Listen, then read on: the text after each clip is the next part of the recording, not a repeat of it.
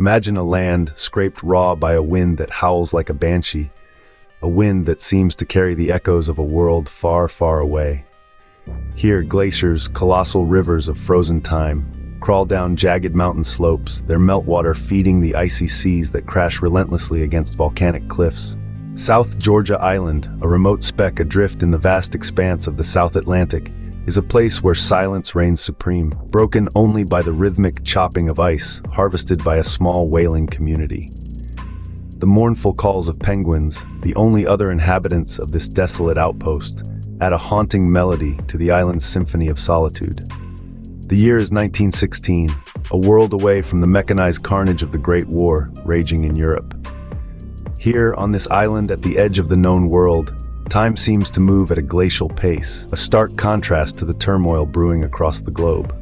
The whalers, a weathered lot etched by the unforgiving elements, live a life of quiet routine, their days filled with the back-breaking labor of harvesting blubber and the camaraderie that forms a lifeline in such a harsh environment. They exist in a constant dance with the elements, their survival dependent on their ability to wrest a living from this unforgiving land. One seemingly ordinary day, a lookout's voice pierces the monotonous silence. He shouts, a raw urgency lacing his words, shattering the island's tranquility. Eyes narrowed against the icy wind, he scans the horizon, a perpetual veil of mist hanging heavy in the distance. Then, a flicker of movement. 3 figures emerge from the swirling mist, mere specks against the vast canvas of the island. They move slowly, laboriously, their forms dwarfed by the immensity of the landscape. As they draw closer, a collective gasp ripples through the gathered whalers. The sight that greets them is one of utter destitution. The men's clothes hang in tattered shreds, barely clinging to gaunt frames that speak volumes of the unimaginable hardship they have endured. Their faces, blackened with soot and grime, are etched with a story written in lines deeper than any carved by the island's harsh winds. Matted hair hangs over hollow eyes that stare out with a haunting emptiness. A stunned silence descends upon the community as these figures, more akin to phantoms than men, stumble into their midst. The whalers, a weathered lot accustomed to the harsh realities of their existence, are nonetheless shaken to the core by the sight before them. Questions dance on their lips, unspoken yet heavy in the air. Who are these men? Where do they come from? And what unimaginable journey brought them to this desolate island, a place rarely visited by ships and considered by many to be the edge of the world? The station manager, a man named Halverson, steps forward. His face, a roadmap etched by the unforgiving elements, betrays a steely resolve. He is a leader, a man who has seen his share of hardship and made tough decisions in the face of adversity. His weathered hands, gnarled with years of grappling with harpoons and blubber hooks, grip a pipe clenched tightly between his teeth. His voice, though weathered by the salty air and countless harsh winters, cuts through the stunned silence. He demands answers. Who are you men? What brings you to this remote island? The men, bewildered and disoriented, exchange confused glances. Despite the ordeal they have clearly endured, there is a strange calmness about them, an unsettling disquietude in their eyes.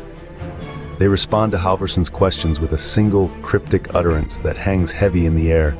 You should already know. A hush falls over the whalers. Halverson's brow furrows. Unease ripples through the community like a cold wind. This cryptic response, a riddle wrapped in an enigma, sparks a growing sense of intrigue and something more unsettling. A suspicion begins to take root, a sense that there is more to these men's story than meets the eye. Could they be survivors of a shipwreck, the sole remnants of a vessel lost at sea, or perhaps something more extraordinary, a tale whispered on the wind, a legend yet to be unraveled? Despite the strange circumstances and the unsettling response, the whalers, bound by the compassion that forms the core of their isolated existence, step forward. Humanity trumps suspicion in this harsh environment. They understand the desperation that drives men to the edge, the lengths they will go to in the face of certain death. They offer the men warmth, a chance to thaw their frozen limbs by the crackling fire fueled by precious whale blubber. A hot meal, a stew rich with vegetables and protein, is prepared to replenish their wasted strength. They offer a place to rest their weary bodies, a crude cot in a small, cramped hut, a far cry from the comforts of civilization, but a haven in this unforgiving environment. Slowly, under the care of the whaling community, the men begin to regain their strength. Yet a veil of secrecy seems to cling to them, a shroud that they are unwilling to lift. Whispers and speculation begin to fill the long evenings spent huddled around the fire, fueled by mug after mug of steaming tea. The whalers exchange theories, their imaginations running wild in the isolation. Days turn into weeks, yet the men reveal nothing of their past or the reason for their arrival. One crisp morning, after days of recovery, the men approach Halverson, their faces etched with a newfound determination. They speak with a confidence that belies their ordeal. They claim knowledge of the location of 3 more stranded individuals on a nearby island, a place called Elephant Island. Astonishment washes over Halverson and the assembled whalers.